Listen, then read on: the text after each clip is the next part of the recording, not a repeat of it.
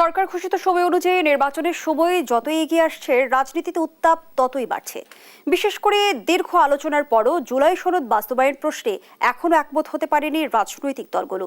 BNP July সনদের সংবিধান সম্পর্কিত প্রস্তাবগুলো পরবর্তী সংসদ দিয়ে বাস্তবায়নের পক্ষে, অন্যদিকে জামায়াত সহ কয়েকটি রাজনৈতিক দল চাইছে আগে জুলাই সনদের বাস্তবায়ন, তার ভিত্তিতে নির্বাচন।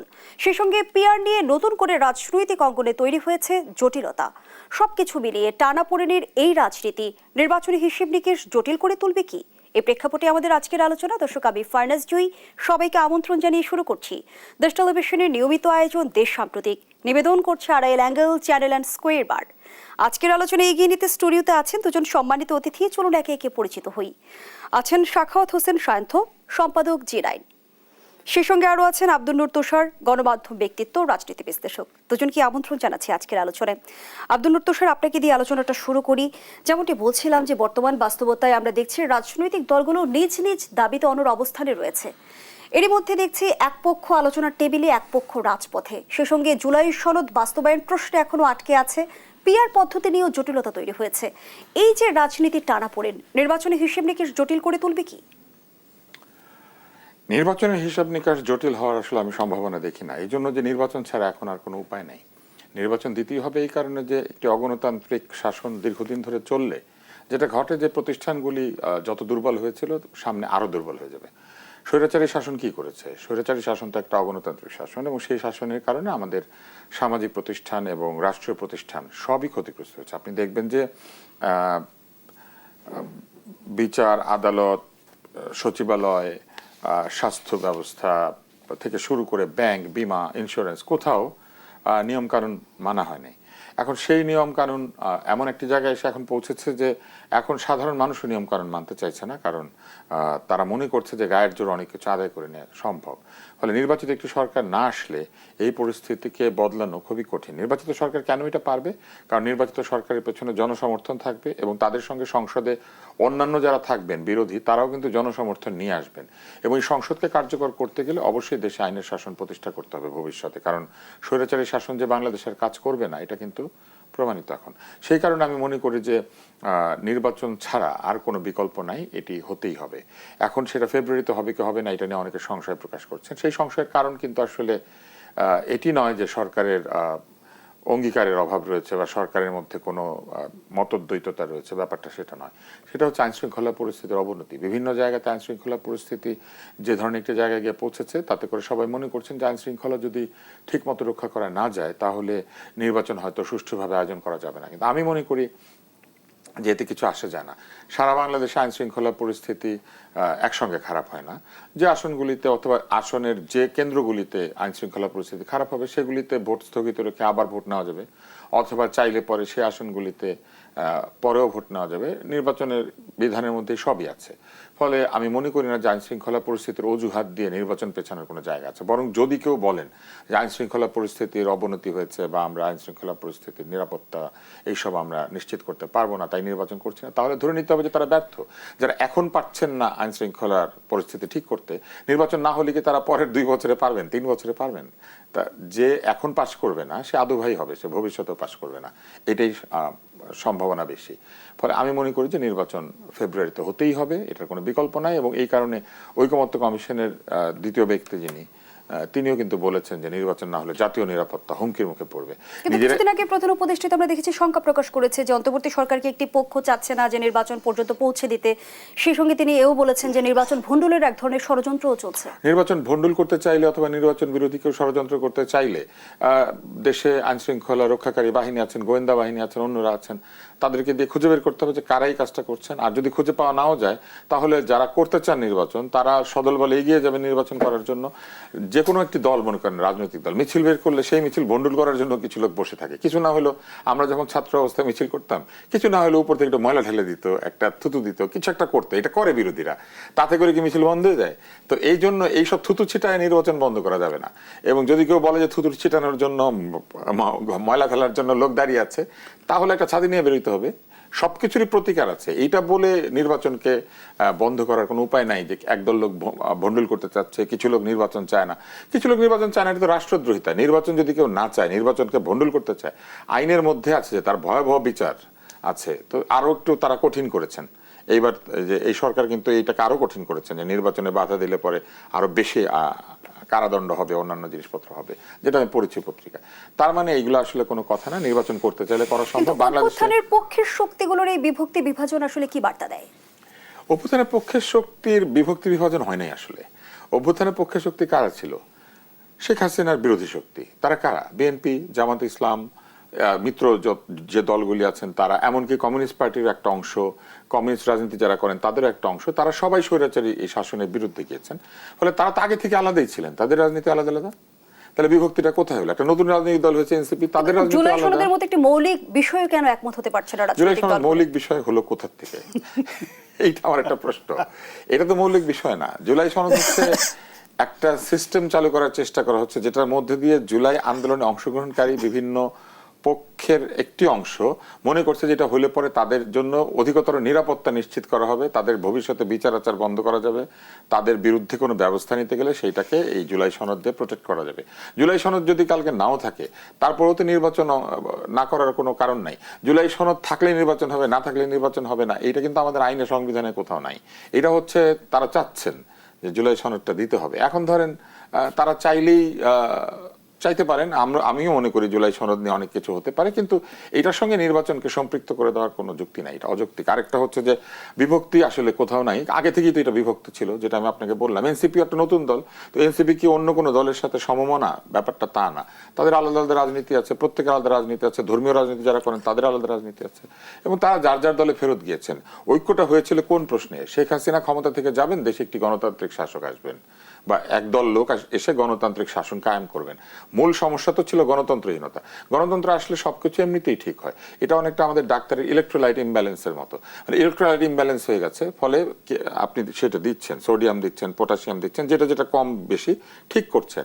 এখন কেউ যদি বলে যে না, ইলেকট্রোলাইট ইমব্যালেন্স ঠিক করার আগে রোগীর নাম ধাম সবকিছু আগে আমরা শিওর হয়ে নিতে, বংশ কি, পরিচয় কি, একটা কিছু একটা তৈরি করতে হবে। ঘটনা হচ্ছে ইলেকট্রোলাইট ইমব্যালেন্স ঠিক করলে রোগী বেঁচে থাকবে, বেঁচে থাকলে তারপরে এই রোগীর নাম ধাম সবকিছু খুঁজে পাওয়া যাবে। বাংলাদেশ একটা গণতন্ত্রহীন অবস্থায় ইলেকট্রোলাইট ইমব্যালেন্সের শিকার, সব জায়গাতে ভারসাম্যহীনতা তৈরি হচ্ছে।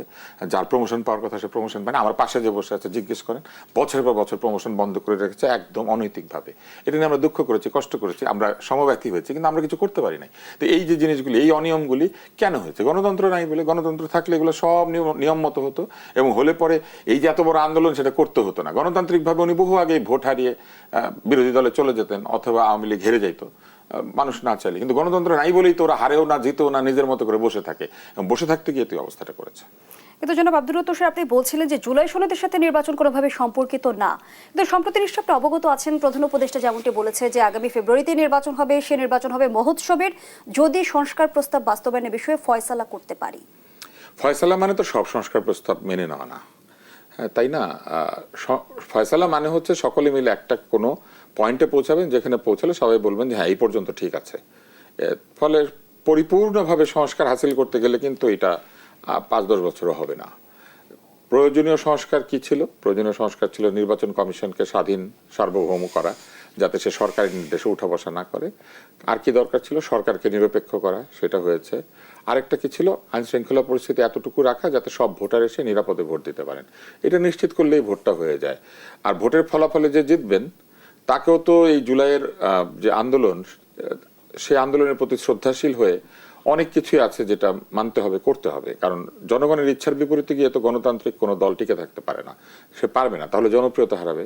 ফলে মানুষ যদি সংস্কার চায়, মানুষ যদি চায় জুলাইয়ের যে অঙ্গীকার বাস্তবায়িত হবে, তাহলে ভোটে যে জিতবে তাকে এটা বাস্তবায়িত করতেই হবে, কারণ মানুষের চাপ তার উপরে থাকবে। আর মানুষ যদি না চায়, তাহলে আপনি যদি এটা বাস্তবায়িত করেনও, ভবিষ্যতে মানুষ দাবি করবে না এই বাস্তবায়ন মানি না। অতএব এটা আসলে আমি মনে করি যে সবকিছু একদম নিশ্চিত করে তারপরে কাজটা করতে হবে। এটা পৃথিবীতে কোনো কিছুই চাপিয়ে দিলে আসলে সংস্কার বাস্তবায়ন যে আসলে ফলপ্রসূ হবে সেটার আসলে কোনো নিশ্চয়তা নেই। কিছু নিশ্চিদ্র ব্যবস্থায় নিয়ে এসে কোনো কিছু করা, এটা অসম্ভব, এটা হয় না পৃথিবীতে। ধন্যবাদ জানাচ্ছি জনাব আব্দুর রহমান তুষার। সাখাওয়াত হোসেন শান্ত, আমরা যেমনটি জানি ইতোমধ্যেই কর্মসূচি নিয়ে মাঠে নেমেছে জামায়াতে ইসলামী। এর আগে বিএনপির স্থায়ী কমিটির সদস্য সালাউদ্দিন আহমদ যেমনটি বলেছিলেন যে মাঠের রাজনীতির জবাব মাঠেই দেওয়া হবে। তার মানে কি পাল্টা কর্মসূচি নিয়ে তাহলে বিএনপিও কি সামনের দিনে মাঠে নামবে? আর যদি তাই হয়, তাহলে কি আবারও আমরা রাজনীতির পুরনো চেহারায় সংঘাতের রাজনীতিতে ফিরে যাব কিনা? এইটা এক্সাজারেশন হচ্ছে। সংঘাতের রাজনীতি এই নির্বাচনের আগে হবে না, এই গণ অভ্যুত্থানের পক্ষের শক্তির মধ্যে হবে না। মূলত যেটা হচ্ছে এটা হচ্ছে রাজনীতির মাঠে নিজেদের অবস্থান কতটা পোক্ত সেটা জানান দেওয়ার কর্মসূচি, আর হচ্ছে জামায়াত ইসলাম আর ইসলামী আন্দোলন বাংলাদেশ এই দুইটা দল একে অপরকে মুসলিম বলেও মানতে চাইতো না, এরকম অবস্থা ছিল যে চরমনের পীরের দল বলতো মওদুদিবাদীরা ইসলাম কায়েম করবে না, ওরা মুসলমানিত্বই ধারণ করে না, আবার জামায়াত ইসলাম তাদের সম্পর্কে সেই ধারণা পোষণ করত। দুইটা শক্তি এখন এক হয়েছে। এর মধ্যে আবার ইসলামী ইসলামী আন্দোলন বাংলাদেশ যারা, তারা শেখ হাসিনার সঙ্গে বিভিন্ন নির্বাচনে অংশগ্রহণ করেছে এবং সাম্প্রতিক কালে ওই পীর সাহেবের একটা ভিডিও ভাইরাল হয়েছে, দেখবেন যে শেখ হাসিনা 6 বছর বয়স থেকে নামাজ পড়তে পড়তে কপালে দাগ হয়ে গেছে এবং তার মা নাকি 6 বছর বয়স থেকে নামাজ না করলে ভাত দিত না, সেই জন্য 6 বছর বয়স থেকে নামাজ পড়ে। এই বয়ান প্রচারকারী, কাহিনী প্রচারকারী ব্যক্তি হচ্ছেন ওই ইসলামী আন্দোলন বাংলাদেশের প্রধান নেতা। তো শেখ হাসিনার সঙ্গে নির্বাচনের অংশীদার, ফ্যাসিবাদের অংশীদার, সুবিধাভোগী এবং তাদের পক্ষের বয়ান প্রচারকারী তারা এবং জামায়াত এখন এক হয়েছে এবং ইসলামী আন্দোলন বাংলাদেশ ইন্ডিয়াপন্থী দল হিসেবে, ইসলামপন্থীদের মধ্যে তারা ইন্ডিয়াপন্থী হিসেবে পরিচিত। তাদেরকে জামায়াতের সঙ্গে ঢুকিয়ে দেওয়া হলো কিনা, মূলত তাদেরকে কেন্দ্র করে জামায়াতের ইচ্ছে হলো ইসলামপন্থীদের একটা জোট গঠনের প্রক্রিয়া নিয়ে আগাচ্ছিল। সেইটাকে একটা শেপ দেওয়ার জন্য হয়তো এই ইসলামপন্থী দলগুলো একসঙ্গে কর্মসূচি দিয়েছে।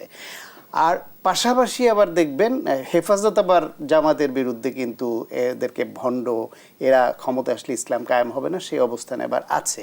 ফলে ইসলামপন্থীদের মধ্যে এই টানাপোড়েনটা ওইভাবে রাজনৈতিক যেটা আছে। এই জামায়াত ইসলাম সহ এই 4টা ইসলামপন্থী দল যে যুগপৎ কর্মসূচি দিয়েছে, সেখানে এই যে আইন শৃঙ্খলা রক্ষা, তারপরে প্লেইং ফিল্ড যেগুলা বলছে, এগুলো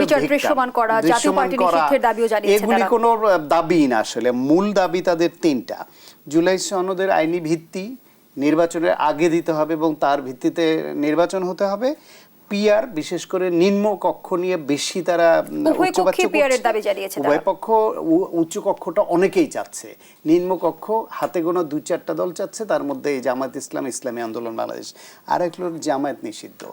এইটা নিয়ে তারা একটা জাতীয় পার্টি নিষিদ্ধ, এইটা নিয়ে তারা একটা চাপ প্রয়োগ করতে চায় মাঠে, কিন্তু এইটা না হলে নির্বাচন করবে না, এই দিকে জামায়াত জীবনও যাবে না, অন্তত এই পরিস্থিতিতে যাবে না। ফলে নির্বাচন নিয়ে কোনো আশঙ্কা নেই, নির্বাচনের মতো হবে। তারা চাচ্ছে এটা নিয়ে একটু সরকারের প্রতি চাপ প্রয়োগ করতে আর মানুষকে দেখাতে যে তাদের সঙ্গে অনেক লোক আছে, তারা বিক্ষোভ করছে। কিন্তু এইটা একটা রাজনৈতিক ভুল সিদ্ধান্ত হয়েছে, বিক্ষোভ কর্মসূচি দেওয়া জামায়াত ইসলামের। বিক্ষোভ শব্দটার মধ্যেই একটা আতঙ্ক, একটা সহিংসতা, একটা কনফ্লিক্টের আভাস থাকে। বিক্ষোভ মানে হইলো সেখানে বিক্ষুব্ধ প্রতিক্রিয়া আসবে, আর বিক্ষুব্ধ প্রতিক্রিয়া যার বিরুদ্ধে যায় তারা আবার পাল্টা বিক্ষুব্ধ প্রতিক্রিয়া ব্যক্ত করে। তখন এই বিপরীতমুখী রাজনৈতিক দাবিতে বিক্ষুব্ধ প্রতিক্রিয়া মাঠকে উত্তপ্ত করে, কর্মীদের মধ্যে সেটা ছড়িয়ে দেয় এবং সংঘর্ষের সম্ভাবনা তৈরি হয়। এবং এই সুযোগটা গ্রহণ করতে পারে পতিত ফ্যাসিবাদের কালো টাকার মালিক এবং যারা ঘাপটি মেরে আছে একটা গোলযোগ বাঁধানোর জন্য, তারা এটা গ্রহণ করতে। তাহলে পরিস্থিতি আরো জটিল করে তুলবে কিনা নির্বাচনের আগে, সে আলোচনায় ফিরবো বিরতির পর। দর্শক, দেশসাম্প্রতিকের এই পর্যায়ে একটা বিরতি নিচ্ছি, সাথেই থাকুন। আবার আমন্ত্রণ, দেখছেন দেশ টেলিভিশনের নিয়মিত আয়োজন দেশ সাম্প্রতিক, নিবেদন করছে Arail angle channel and square বার। আমরা আবারও ফিরছি আলোচনায়। ডক্টর সায়ন্ত, আপনি বলছিলেন যে রাজনৈতিক অঙ্গনের বিভক্তি বিভাজনে পরাজিত স্বৈরাচার সুযোগ নিতে পারে। সাম্প্রতিক সময় আমরা যেমনটি জানতে পেরেছি, গোয়েন্দা সংস্থার তথ্য মতে আওয়ামী লীগের শীর্ষ নেতারা ইতিমধ্যে স্লিপার সেল গঠন করেছে। এই সেলের সদস্যদের দিয়ে ঝটিকা মিছিল, ককটেল বিস্ফোরণ, টার্গেট কিলিং ও আত্মঘাতী হামলার মতো কর্মকাণ্ড পরিচালনার পরিকল্পনা করছে তারা। তাহলে আসলে সামনে কি পরিস্থিতি আমাদের জন্য অপেক্ষা করছে? না, আওয়ামী লীগের কার্যক্রম নিষিদ্ধ করা হয়েছে। এটা একটা বড় দল ছিল, বাংলাদেশে 16 বছর রাষ্ট্র ক্ষমতায় ছিল, লুটপাট করে হিউজ টাকার মালিক হয়েছে। তার সবই তো আর বিদেশে পাচার করে দেয়নি, এই টাকাগুলি আছে। এই লোকগুলো তো যে কোনো উপায়ে একটা ডিস্টারবেন্স ক্রিয়েট করতে চাইবে, তা না তাদের টাকাটা তো রক্ষা করতে হবে। তো কিছু অংশ যদি এইরকম মন্দ লোকদের মধ্যে ভাগবাটোয়ারা করে দিয়ে রাষ্ট্রে যদি এরকম বিশৃঙ্খলা তৈরি করতে পারে, তাহলে তারা বাকি টাকা নিয়ে নিরাপদে থাকতে পারে অথবা বিদেশে পাচার করতে পারে। সুতরাং এটা তারা করতে পারে, করবে, এটা খুব স্বাভাবিক।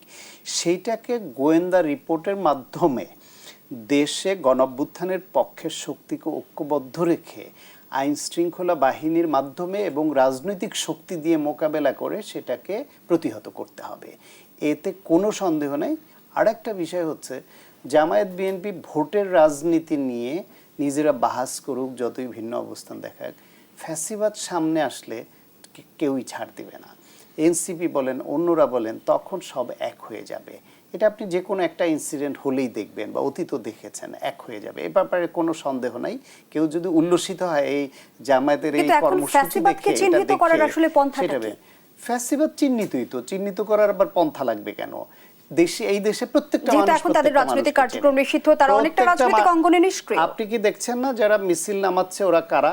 মিছিলের সংখ্যা বাড়ছে, মিছিলের লোক সংখ্যা বাড়ছে, এবং প্রত্যেকটা এরিয়ায় এদেশে কোন এরিয়া আছে যে একে অপরকে চিনে না? কিন্তু শুধু মিছিল কিংবা ঝটিকা মিছিলের মধ্য দিয়ে কি তারা অপকর্ম চালাবে? যেভাবেই করুক, 16 বছর ধরে এই দেশে কারা ফ্যাসিবাদের পারপাস সার্ভ করেছে, আর কারা পরোক্ষভাবে ফ্যাসিবাদের সঙ্গে ছিল, কারা প্রত্যক্ষভাবে ফ্যাসিবাদ ছিল, এটা না চিনে কে? সুতরাং তারা করবে, যেখানে গোপনে করবে গোয়েন্দা রিপোর্ট আসবে, যেখানে প্রকাশ্যে করবে সেখানে ফুটেজ থাকবে, প্রত্যেক মানুষ যারা উপস্থিত তারা দেখবে। সুতরাং সেখানে আবার প্রশ্ন যে গুপ্ত অপতৎপরতা আসলে কিভাবে নিয়ন্ত্রণ করা হবে? এই যুগে কোথাও কোনো কিছুই গোপন করা যায় না। যদি রাষ্ট্র ব্যবস্থার দায়িত্বে যারা নিয়োজিত তারা যদি চায় এক্সপোজড করবে, আপনার আমার কোনো কিছুই এখন গোপন না। আপনি দেখেন মোবাইলের মধ্যে, মোবাইলটা কাছে আছে, আমরা কোনো একটা ইস্যু নিয়ে আমরা শুধু আলোচনা করব, কথা বলবো, তারপর আপনি একটা অনলাইনে অন করবেন, দেখবেন ওই রিলেটেডটা সামনে চলে আসছে। কিভাবে আসে? কারণ আপনার আমার ভয়েস নিয়ে সে কোনো না কোনোভাবে ওই বিষয়টা আইডেন্টিফাই করে ক্যাচ করে নেয়। এই পর্যন্ত টেকনোলজি চলে আসছে, আর সেখানে কোনো কিছু গোপন করা সম্ভব নয়। বরং আপনাকে যে কথা বলছিলাম যে জামায়াত এখন মাঠে যেই 5টা ইস্যুর মধ্যে 3টে ইস্যু মেইন। জুলাই সনদ বিএনপি বলে দিয়েছে যে সংবিধান পরিবর্তনের সঙ্গে যুক্ত যেগুলো সেগুলো বাদ দিয়ে বাকিগুলা সরকারের অধ্যাদেশের মাধ্যমে আগেই করতে পারে, আর বাকিগুলা সেটা সুপ্রিম কোর্টের পরামর্শ চাওয়া যেতে পারে। পিআর, নিম্নকক্ষে পিআরটা একেবারেই দেশ ধ্বংসের একটা পরিকল্পনা ছাড়া কিছু না। এটা জামায়াতরে যারা অনলাইন অফলাইনে দেশ বিদেশ থেকে যারা জামায়াতকে বাঁচিয়ে রাখে ইনফিউশন দিয়ে, তারা পর্যন্ত বলে দেয় যে পিআর দেশ ধ্বংসের একটা প্রকল্প। এবং সাম্প্রতিককালে নেপালের ঘটনা, এই বছর 2 আগের শ্রীলঙ্কার ঘটনা, এই দুইটা দেশে পিআর সিস্টেম আছে। পিআর তো তাদের কোনো এমন বেনিফিট দিতে পারেনি যেখানে দুর্নীতি দমন হয়, যেখানে স্বজনপ্রীতি কমে, রাষ্ট্র ব্যবস্থা উন্নতি হয়, যেখানে মূল্যস্ফীতি কমে, এরকম কোনো বেনিফিট দেয় সংস্কার, পিআর এটা দিতে পারেনি। সুতরাং বাংলাদেশে পিআরটা কেউ খাবে না। তৃতীয় হলো গিয়া জামায়াত নিষিদ্ধ, এইটা তাদের একটা টার্গেট। কারণ হচ্ছে গিয়া জামায়াত ইসলাম এককভাবে নির্বাচন করলে 1996 জুনে করেছে, 3টে আসন পেয়েছিল, 2008 সালে করেছে, 2টে আসন পেয়েছিল। তাদের ভোটের পার্সেন্টেজ বাড়তে পারে, কিন্তু আসন প্রাপ্তিটা প্রতিযোগিতামূলকভাবে বর্তমান পদ্ধতিতে আপনার আসন প্রাপ্তি নিয়ে তারা নিজেরও সন্দিহান যে আসলে কয়টা পাবে। সেই জন্য তারা মনে করে পিআর হলে তাদের আসন সংখ্যা বাড়বে। তারপরেও তারা বাংলাদেশে আওয়ামী লীগ যেহেতু নিষিদ্ধ, জাতীয় পার্টিকে নিষিদ্ধ করা গেলে তারা নিশ্চিন্তে সেকেন্ড হতে পারে, এরকম একটা আকাঙ্ক্ষা তারা ধারণ করে। চেয়ারম্যান আনিসুল ইসলাম মাহমুদ বলেছেন 2018 সালের জাতীয় নির্বাচন সহ স্থানীয় সরকার নির্বাচনে অংশগ্রহণ করে আওয়ামী লীগ সরকারকে বিএনপি জামায়াত সহ বিভিন্ন দল বৈধতা দিয়েছে। ওইটা আবার ফালতু কথা, ওদেরকে আরো 2টা দৌড়া মারার মতো একটা বাজে কথা এটা। কারণ হচ্ছে গিয়ে 18 সালের নির্বাচনে সবাই সমঝোতার ভিত্তিতে গিয়েছিল, শেখ হাসিনা অঙ্গীকার করেছিল এই বদমাইশিটা করবে না, যে আমার অধীনে এসে দেখেন আমি প্রমাণ করে দিব আমার অধীনে ভালো নির্বাচন হয়, এবং নানান পক্ষের মধ্যস্থতার ভিত্তিতে 18 সালে নির্বাচন হয়েছে। আর ওরা জাতীয় পার্টি এই আওয়ামী লীগের সুবিধা নিয়েছে, প্রেসারে পড়েছে, তাদের নেতাকে তুলে নিয়ে গিয়ে থেরাপি দিয়েছে ইন্ডিয়ান পররাষ্ট্র ধন্যবাদ সচিব জানাচ্ছি এসে। শাখাত হোসেন সেই শান্ত। জাতীয় পার্টি মন্ত্রী হয়েছে, একই সঙ্গে বিরোধী দলে আবার মন্ত্রী হয়েছে, পার্টিটাকে ধ্বংস করে ফেলেছে নিজেরা এইসব গ্রুপিং করে। সেই লোক মন্ত্রী হয়েছে, দলটাকে ধ্বংস করেছে। সে যদি আজকে বিএনপি জামায়াত অন্যান্য যারা স্থানীয় সরকারে গেছে তার সঙ্গে তাদেরকে জায়েজ করতে চায়, সেটা আবার অন্যায়। কিন্তু বিতর্কিত নির্বাচনের পরেও আমরা দেখেছি যে বিএনপিও সংসদে গিয়েছিল। আমরা চাইছি সেটা হলো জাতীয় পার্টির ব্যক্তি পর্যায়ের নেতা পর্যায়ে যারা অপরাধ করেছে, যারা ফ্যাসিবাদের প্রত্যক্ষ সহযোগী ছিল, তাদের বিচারের আওতায় আনা হোক সুনির্দিষ্টভাবে। আর দল হিসেবে জাতীয় পার্টির অনেক সাধারণ নেতা কর্মীরাই ফ্যাসিবাদের পক্ষে ছিল না। 24 সালের নির্বাচনের আগে তাদের সবাইকে ডেকে মিটিং করা হয়েছিল, প্রত্যেকে নির্বাচনে না যাওয়ার পক্ষে রায় দিয়েছিল। একজন গাজীপুরের নেতা নির্বাচনে যাওয়ার পক্ষে রায় দেওয়াতে জাতীয় পার্টির নেতা কর্মীরা তার উপর আক্রমণাত্মক হয়েছিল। সেই দলটাকে টোটালটা আপনি নিষিদ্ধ করবেন, উদ্দেশ্য একটাই যে এই জাতীয় পার্টি আসলে জামায়াত ইসলাম প্রতিযোগিতায় পড়ে যায় সেকেন্ড পজিশন নিয়ে, আর কিছু না। আব্দুল তুষার, ছাত্র সংসদ নির্বাচনের প্রভাব আগামী জাতীয় সংসদ নির্বাচনেও পড়বে বলে মন্তব্য করেছেন জামায়াতের আমির ডাক্তার শফিকুর রহমান। এর আগে আমরা শুনেছিলাম জামায়াত ইসলামী চট্টগ্রাম অঞ্চলের পরিচালক মোহাম্মদ শাহজাহান বলেছিলেন জামায়াত ইসলামী সরকারি দল হবে, বিএনপিকে বিরোধী দলে যেতে হবে। ছাত্র সংসদ নির্বাচনের ফলাফল কি জামায়াতকে আত্মবিশ্বাসী করে তুলেছে, নাকি জাতীয় নির্বাচনে জামায়াত আসলে ছাত্র সংসদ নির্বাচনের মতোই কোনো মিরাকলের অপেক্ষায় আছে? প্রথমত এটা কোনো মিরাকল না, এটা হচ্ছে রাজনৈতিক কিছু কর্মকাণ্ডের ফলাফল। আপনি নিশ্চয়ই জানেন যে বিএনপি সমর্থিত যে ছাত্রদের দল ছাত্রদল, তাকে আওয়ামী লীগ বিভিন্ন জায়গা থেকে, ছাত্রলীগ এবং সমমনা দলগুলি একসঙ্গে হয়ে তারা বিএনপির এই ছাত্রদেরকে ক্যাম্পাস থেকে বিতাড়ন করেছে। উল্টো জামাত শিবিরের শিবিরপন্থী ছাত্ররা অনেকেই ছাত্রলীগ হয়ে তারা ছাত্রলীগের আশ্রয় প্রশ্রয়ে তারা রাজনীতি করতে পেরেছে, যে কারণে একটি দল রাজনীতির মধ্যে ছিল আর আরেকটি দল ক্যাম্পাসেই ঢুকতে পারে নাই। এরকম একটা পরিস্থিতিতে যখন এইবার তারা ক্যাম্পাসে ফেরত গিয়েছে, তখন যে প্রচারণাটি চালানো হয়েছে সেটি হচ্ছে যে দেখো দেখো এরা আসলো আবার ছাত্রলীগের মতো করবে। কিন্তু যারা ছাত্রলীগের সঙ্গে থেকে ছাত্রলীগের মতোই করেছিল তারা কেবল প্রচারণা এবং তাদের নির্বাচনী কৌশলের কারণে তারা বিজয়ী হয়েছে। তাহলে ছাত্র সংসদ নির্বাচন দিয়ে জাতীয় রাজনীতিকে পরিমাপ করার কোনো সুযোগ আছে কিনা সে আলোচনায় ফিরব। আবারও বিরতির সময় হয়েছে, দর্শক আবারও বিরতিতে যাচ্ছি, সাথেই থাকুন। আবারও আমন্ত্রণ, দেখছেন দেশ সাম্প্রতিক, আমরা আবারও ফিরছি আলোচনায়। জনাব আব্দুল তুষার, যে আলোচনায় আমরা ছিলাম, ছাত্র রাজনীতির ফলাফল বৃহত্তর জাতীয় রাজনীতিতে পড়ে না, যে এটা প্রমাণ মান্না সাহেব নিজেই। উনি একাধিক বিশ্ববিদ্যালয়ে ভিপি হয়েছেন, কিন্তু ওনার দল কখনো ক্ষমতাও যায় নাই, উনিও কখনো এমপি হন নাই। আবার জাসদ একসময় বাংলাদেশের প্রায় সকল ছাত্র সংসদ নিয়ে নিয়েছিল, তাতে করে কিন্তু জাসদ কখনো ক্ষমতায় যায় না এবং জাতীয় রাজনীতিতে তেমন কোনো প্রভাব বিস্তার করতে পারে না, উল্টো ভেঙে টুকরো হয়ে গেছে। তাই আমি মনে করি যে মোস্তাক ভাইও তো হ্যাঁ, মোস্তাক ভাই আমাদের ডাকসুর ভিপি, ডাকসুর জিএস হয়েছিলেন মোস্তাক ভাই। হ্যাঁ, এবং যে ঘটনাটা ঘটে সেটা হচ্ছে যে ছাত্র ইউনিয়ন এরকম বুয়েট সহ বিভিন্ন জায়গাতে দীর্ঘ সময় তাদের ছাত্র সংসদ দখলে রাখতে পেরেছিল, কিন্তু তাতে করে কমিউনিস্ট পার্টি নির্বাচনে এটা আসলে হয় না। এই কারণে যে লোকাল যে নির্বাচন ছাত্র রাজনীতিতে, সেখানে ধরেন কেউ চৌকি দিল, কেউ পানির মেশিন দিল, এইটা দিয়ে ভোটটা করা যায়, কিন্তু জাতীয় রাজনীতিতে আপনি এইভাবে তো ভোট নিতে পারবেন না। ডক্টর সাহেব, একই বিষয়ে দু চার লাইন মন্তব্য নিয়ে শেষ করতে চাই। ছাত্র সংসদ নির্বাচন একটা ভিন্ন ধরনের নির্বাচন। এখানে বন্ধুত্ব, এখানে দীর্ঘদিনের সম্পর্ক, এখানে অ্যাটিটিউড, এখানে সুবিধা প্রাপ্তি, হলে নির্বিঘ্নে থাকা, অনেক বিষয় যুক্ত, যেটা তুষার ভাই অলরেডি বলছেন। এইখানে যেই ছেলেটা বা মেয়েটা, ধরেন মেয়েদের হল, তারা স্লিভলেস টি শার্ট পরে জিন্স পরে ঘুরে বেড়ানো মেয়ে, সে তো শিবিরকে ভোট দেওয়ার কথা না, কিন্তু সেই হলে শিবির ভোট বেশি পেয়েছে। এটা কি দল হিসেবে জামায়াত বা শিবিরকে সে দিয়েছে? এই ছেলেগুলোকে কোনো না কোনো কারণে তার বেটার ভালো লেগেছে বা নিরীহ মনে হয়েছে। সেই দেখা যাবে এলাকার ভোটের সময় তার ফ্যামিলি হয়তো অন্য দলে সম্পৃক্ত। ধন্যবাদ জানাচ্ছি জনাব আব্দুল তুষার আপনাকে। দর্শক, শেষ করছি দেশ সাম্প্রতিকের আজকের আয়োজন। ধন্যবাদ এতক্ষণ আমাদের সাথে থাকার জন্য।